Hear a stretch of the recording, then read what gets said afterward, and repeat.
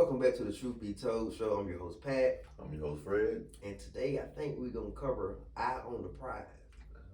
What do that mean, Fred? Eye on the prize. The greatest position or the greatest prize we have in this life is our children. Okay. Our children are our future. And if we don't take care of our future, we won't have a future.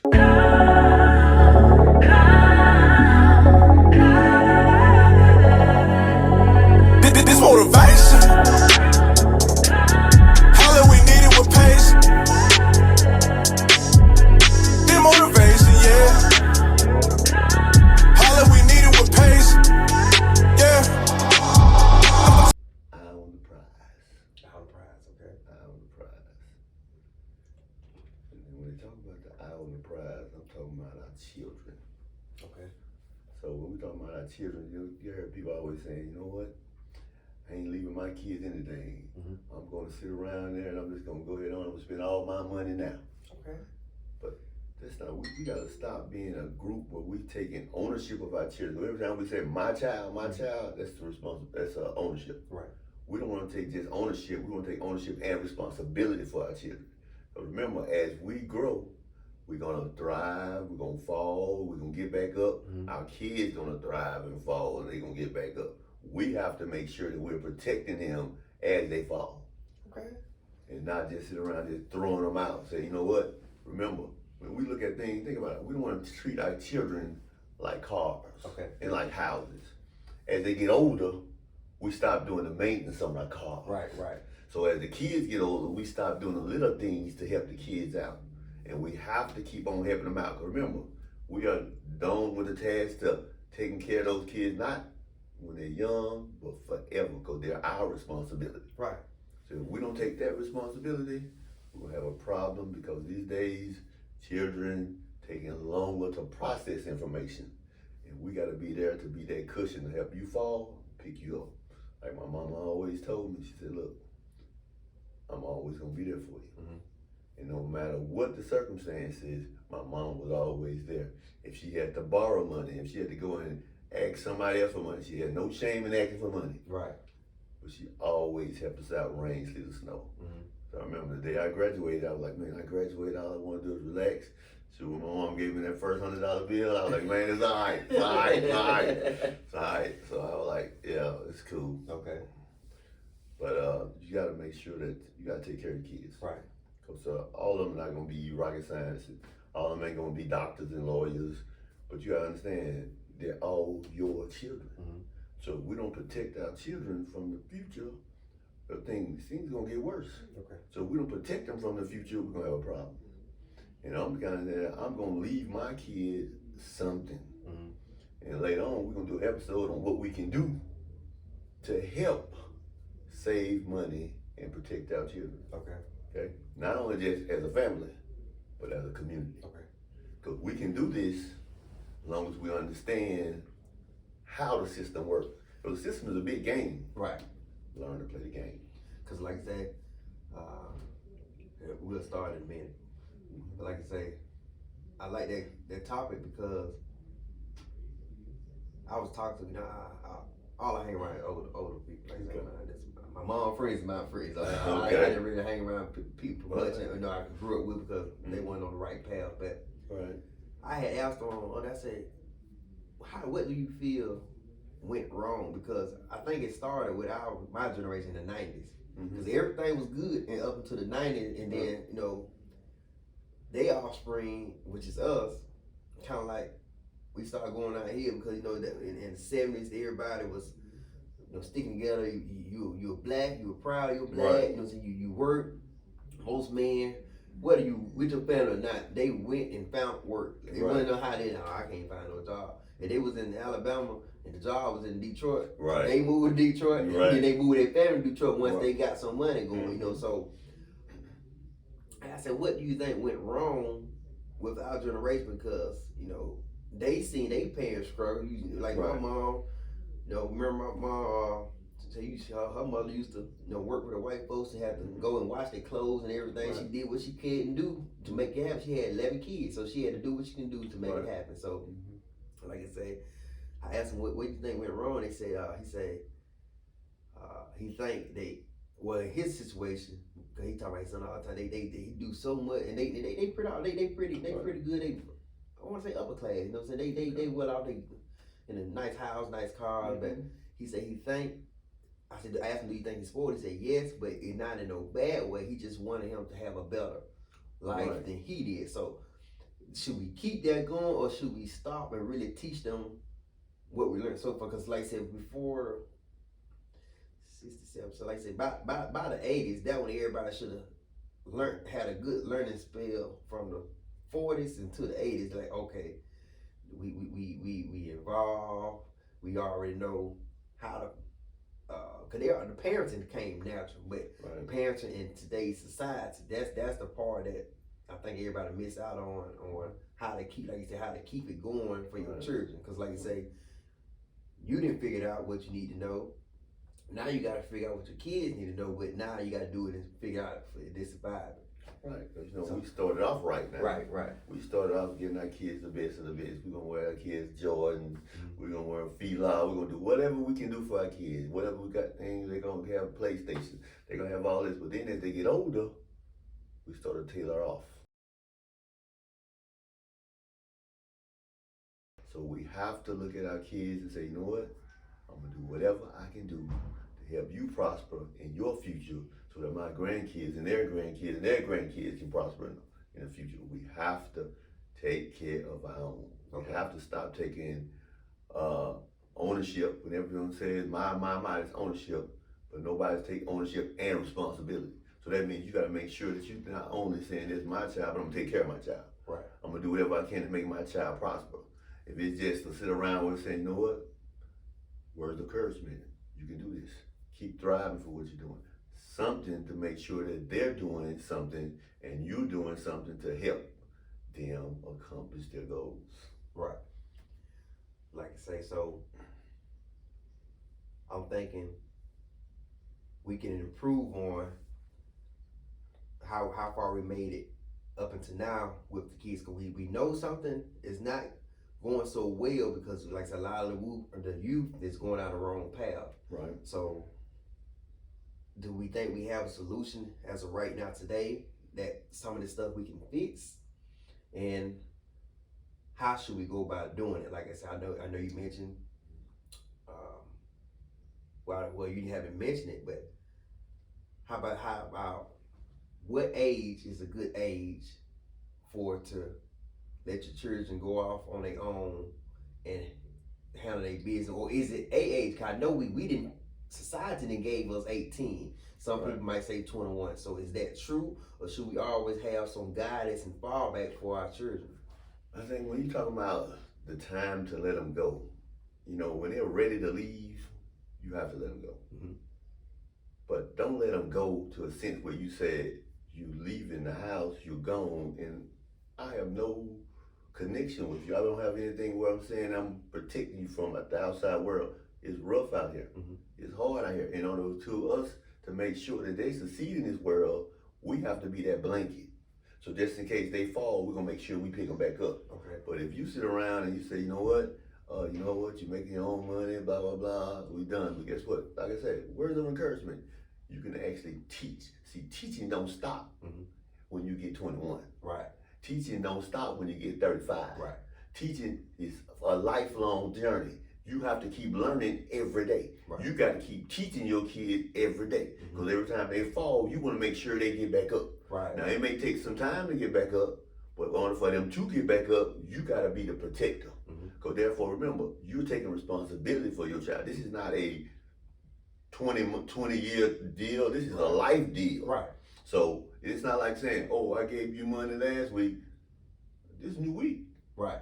You have to make sure that your child is prospering one way or the other. Now, if it's your sacrifice, I don't mind sacrifice for my kids, because guess what? I work for my kids. And that makes it sick. Like I hear that a lot. Then I just give you money last week or the other. So the problem is not me give you money. It sounds like that problem is money management. And teaching them money management. So I feel like, and I'm a prime example. I feel like, okay, so if I have a problem with money management and saving, that's something that you didn't teach me, or you probably did teach me. I didn't adapt that information that you Right. gave me yet to utilize it correctly. So I feel like if we really sit down and cover more stuff with our children, it'll be helpful in the future for their children and many generations to go on. Because like I said, we don't cover a lot of so basically a lot of stuff already not covered in school. I don't remember learning about taxes in school. I don't remember learning about credit in school. Like I said, a lot of stuff wasn't covered, and I don't think it come to our attention. Hey, let me sit down and talk to my children about this, because it kind of like it was kept secret. Growing up, in most homes, that when it come to paying bill or when tax time come, it was a secret. I knew mom and dad went and filed their tax, and I knew this time of the year they had extra money and got me things, but they never really taught me this is what it is. Now think about it. Sometimes we get confused with just teaching and talking. Mm-hmm. Now, if I sit around and tell you the plan, Mm-hmm. that's not teaching you the plan. Okay. If I get you involved in the plan, that's teaching you the plan. Because if you do it on a regular basis, 9 times out of 10, as you grow older, you'll keep doing it. Right. But if all I'm doing is saying, you do this, you do that, you do that, and then all of a sudden, they don't forget. So it's kind of like putting that bill in Lil Ray name. Yeah. So instead of just putting his name, Right. teach them about, okay, this is credit. Right. This is how you build credit. This is how you use credit. This is a bill. Makes you pay this bill every month. So right. You teach them along the way. Teach them along the way. See, some people get to the point where they say, you know what? Like I come across this thing about most people come to this and be like, you know what? You got a bill, Mm-hmm. and you pay half a bill.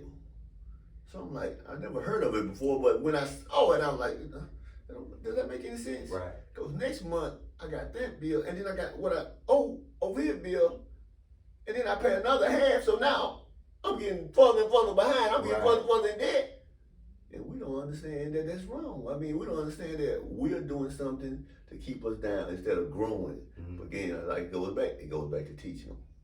If we sit around and get them involved, we don't have our kids involved in anything. Right. So we don't get involved in the credit part. We don't get involved in savings. Mm-hmm. It's different. Be like, you know what? I give my kids an allowance, okay? After I give you allowance, I say, you know what? You got this allowance, but you have to put so much in the bank every single week. Whatever I'm paying you, if I'm paying you bi-weekly, every bi-weekly, you need to be putting money into your savings account that you can't touch. You ain't gonna sit around and say, okay, I put this in the bank, and today, oh, mama, I need money tomorrow. And that ain't how it works. And I feel like it should be easy to adapt this information now, being a child. So if anybody 18 or under listening, I feel like this information is really important, because like I said, of course, you growing up, you didn't have the stuff that I had growing up. Right. So I know a lot of people complain. I know I didn't see it a couple of times growing up, complain about not having this, or when I actually moved out, I complained about don't have enough money, or complain about the job. So I think it all fall down to what bills have you created? Because when you leave out the house, you don't have no bills. So if you got that car, you got that apartment, you got that iPhone, you got that Netflix subscription, you adding on bills as you go. Right. So like I say, so when it comes to being responsible and paying bills on time, that stuff need to be taught coming out the house. Because you don't need to find out once you leave the house, because now you didn't got them bills, and now you feel like everybody against you, the weight is on your shoulder, and you ask mom for this money this week, and then 2 weeks from now you ask dad for this money. That's not fixing the problem. That bill is paid, but the problem is still not getting fixed. Right, it's not getting fixed, but again, like I said, you have to take responsibility. Mm-hmm. Like for example, when I went to my first year of college, it was kind of tough. I ended up dropping out. For after 1 year, I dropped out. But I went back home. Mm-hmm. My mama had that blanket out for me. Right. She said, come on home, baby. So I went back home. She didn't say, you know what? Cool, you better go out there and find you a job. Mm-hmm. Mama never said go find you a job. My mama never said you better pay a light bill or gas bill. No, my mama never said that. but I went and got my own job. And then I said, you know what? I'm gonna think my mom, I'm gonna give my money back. So I started saving, spending $10, $15 a week. And then whatever I had left, gave to my mom. But at the end, I gave it all to my mama. Why? Because I was learning as I went, I learned what to do with my kids. Right. So if my kids fall down, no matter what their ages are, I have to be that blanket to help pick them up. Encouraging words. And one day my mama said, I said, Mama, I said, if I ever get back in school, I won't stop until I graduate. And that's exactly what I did, because man must be always true to his word and true to his responsibilities. Take care of your kids, no matter what their ages are, no matter what the circumstances are. Everybody falls down. Somebody's got to be there to pick them up. Right. Your job as a parent is to pick your kids up, no matter what faults they have. I like that, because like I said, that cushion is what's needed, and it has to be used in the right way. Like you said, how your mother raised you, that was a really good upbringing for you to have something to pass on, because the mentality of you grown, you this, you this, that's not, that really you down it, Right. and that where the point of depression come from, and all the different stuff that we getting diagnosed with. You don't need to discourage somebody, especially your own child. Like say, if it take them to come back, because this is what I look at, not taking advantage of it, but you have to use the resources properly. So if it take me, Mom, I'm not doing so well, can I come back for a year? And like you said, if she was paying on bills already for a year, she's fine. She knows she can cover it. Long as you ain't sitting there eating all the food in the house back. But like I said, that make a lot of sense, because if you learn, if you looking to learn and progress, so let's say I ask my mom, I'm not doing so well, can I come back for a year to get myself caught up? So that's up to you for, like you say, save your money. You don't need to spend your money. If you, like I said, if you make a $30,000 a year income, if that's your salary, you should have almost that 30. If 20 to 25 at least, at the end of that year, unless mama needs something, you should be really focused on saving, getting caught up. Cause that's is what you really need especially once you already got out there, got a taste of life. You really need that step where you can be able to get caught up. Because mama can't give you 10,000 just like that, or 20,000. But you can attain that money if you go out, get your job, work, and then now you got that. So you got your a good level base to start. So okay, I can use this money to get my apartment, get my car. So now you caught up. Now you learn about savings. You had this money put back. So that's where the rainy day funds come in. Right. And then one thing about this, if you sit around and you just had a child and they save up for a year, you have to teach them that you don't go out and spend all of your money. You have to make sure that they're trying to spend someone else's money so that they can hold their money. Because therefore, emergency will happen. So when it happens, you got that money. But if you spend it, say I'm finna go ahead and I'm get this house, I'm gonna get this car or something, and also you spend it, you ain't got no emergency fund. Right. So you have to make sure that when you do that, you have to actually sit them down and teach them not only that you put your money in, how to save your money. Because I used to be the one who sit around and want to pay stuff off, but I don't do that no more. Okay, so that what you mean when you say spend somebody else's money. For example, like I say, it's out of state, went back with mom, you didn't pay it, I didn't say 25,000, I want a car, I want a house. I don't need to pay 10,000 cash for this car. No, don't even put $2,000 down. And still Right. pay my bills because I had that money already. Right. And I'm accumulating more money as I work. As you work, Okay. Okay. But you're gonna make the money. Right. So, that's key thing. Like I said, teach them. Be protective of them. Protect your kids. Okay? If they need something, they call, do something. You may not can do it all, but do something. Okay. And that's a good topic, because I told myself, see, my situation, I'm not in my child life because of my child mother. So I'm determined, because I never wanted to ever be in this situation, but I'm determined to break that cycle. So, like I said, soon, every chance I get, I want to make sure that I'm teaching them the things I need to teach them, like we mentioned today. Also,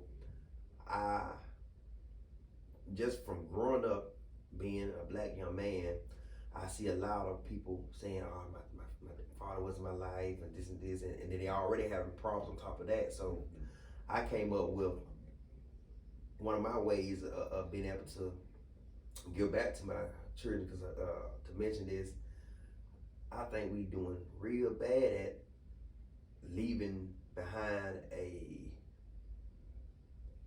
future for our children. Like I say, when it comes to stuff like, let's say we leave a property, a house or something, they don't really take it as you would take it. You know, you would think they'd be appreciative. Oh, I got me a house, daddy left me a house and this and that. So I came up with a plan where I decided to, just like we mentioned, but I want to give him a good start. So I decided to, I'm gonna save $1,000 each year of his life, and that payment get paid out at 18. You know, so but I want to be able to make sure he know about financing and everything. So my plan is to at least have $18,000 for his 18th birthday. I'm not gonna just give him all that money without him knowing what to do with it. But I want to make sure that's available in an account for he can have access to. But I want to make sure, hey, listen, you turned 18, congratulations. Let's go car shopping. Let's learn. So all the stuff we saying, I want to teach him. I'm gonna teach him along the way, but I want to actually physically give him a chance to learn it together. So, hey, let's go car shopping. Let me show you how to purchase a car, what to do. You have this money, you don't supposed to spend all this money on the car right now. Let's go shopping, and she can use our leverage to get us a nice deal on a car. Let's go get an apartment. Hey, let's go get some furniture. They teach you everything you need to know. So, and a lot of people like to don't think about that stuff until the day of. Like say you have a child and they move out, and so you say at the end of the month they moving out. So they think they know what they doing. They found their place and everything, but they might be calling, hey dad, they said something about a light bill. I had to get the lights turned on before I move in. See, like a lot of people don't think about that stuff. So I think it'd be a good thing to everything that you learned in life. Like say, as you have children, you plan on having children, get your little notepad, jot it down. So let me talk about this and have key points for you be able to pass something down to your children properly. Cause like I said, that house and land, it sounds good, but would they actually do something with it, or they just not gonna pay the taxes and let it go back? Right. You know what? It's like this. That's a good point. Now, if you sit around and you leaving them, most people think they'll say, "Oh, they're gonna run through all my money," you know. But the problem is, why don't you protect them by getting a Roth IRA? So therefore, you can put a kid in a Roth IRA starting out when they're like 1, and then all of a sudden, when they get old enough to retire, they can retire. Because if you look at the trends now, a lot of jobs don't have retirement. They have 401k. No one can put in enough money in 401k to retire. So you have to protect your kids in that aspect too. So if I leave them something, I'm gonna leave them something that's gonna be continuous. Right. So if I start if you save $1,000 every year, if you save that money to a point where they can only draw interest off of it, when they reach a certain age, they'll never ever be broke. They may not have a lot of money, but they'll never be broke. So you ain't gotta worry about them running through the money, because they're gonna have that money on a yearly basis. They're gonna get that interest off that money every year. And that's why I needed to. This is why we do this. The information I need. I knew I had the concept, but you told me what do I need to do to put it in action. And that's why I want, like I said, it's not like I want to get rich quick. I just want to give you, like I said, a start where I know for sure bills gonna be paid. You're gonna be confident. Now you want to live a lavish lifestyle. That come from your hard work ethic. You get a job, go to work, start saving, have money to spend. But like I said, the basis is done.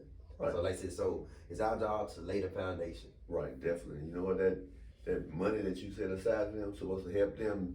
And if you teach them how to maintain that house, because if you just got a house and I got land and I'm not maintaining it, it's going to eventually fall down. So if you don't actually protect them, I said, protect your kids. Save them money and use money wisely, and not just simply giving them money is not going to be a solution. Making sure that they can manage the money is the solution. Teach them by actually have them to go through it on a daily basis. Don't start them early. Start them when they get like 5. But don't wait till you sit around and you get 21, because they're gonna be moving. They're gonna be doing their thing, own thing. So therefore, you have to be able to do it early and often. Eye on the prize.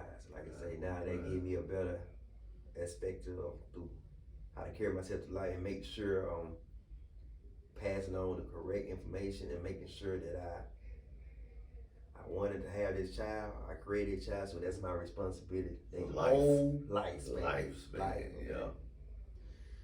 Well, like I say, y'all, listen.